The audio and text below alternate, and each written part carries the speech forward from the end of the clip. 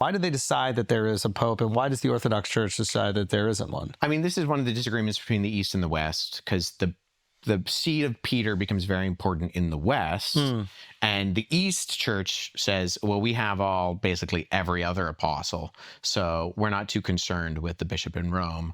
But there is a point in time where like papal infallibility starts to develop, and then when the Pope chooses the emperor. So Charlemagne is crowned the Holy Roman Emperor by the Pope.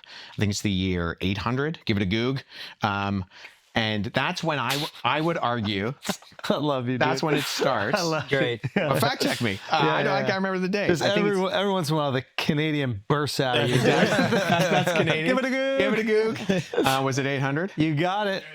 So yeah, Pope Leo, another Pope Leo, Yes, the third, he crowns Charlemagne the emperor. Before that, the emperor kind of had influence who the pope was. And this is where you get this like subversion.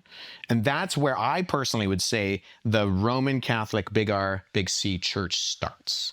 That's controversial. Roman Catholics don't like that I say that. But that's when you start to get this idea of a papal primacy and the magisterium as this concrete body. The East is not on board with that. at all. No, well, they just don't care. They don't think that the Bishop of Rome has any more or less authority than any of the other bishops.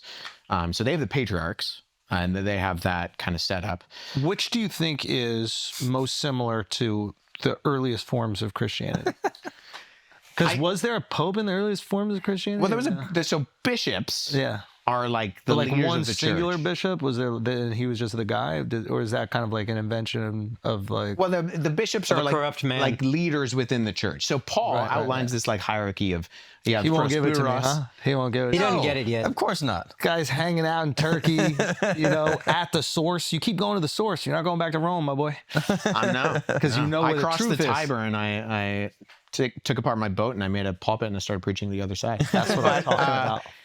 Well, so at the Council of Nicaea, 325 AD. If you had to make the argument, for the Orthodox Church being the closest church for, Yeah, I wouldn't do not that. gonna let could this you go. do it? If you had to do it to save humanity, what would you sure, say? it's possible, What but would you do to save humanity if you just had to save humanity? save humanity. Yeah. Well, I would look at the Bible and say sola scriptura. Ooh. Ooh. Oh. Scripture is the sole infallible rule and faithful practice for the church.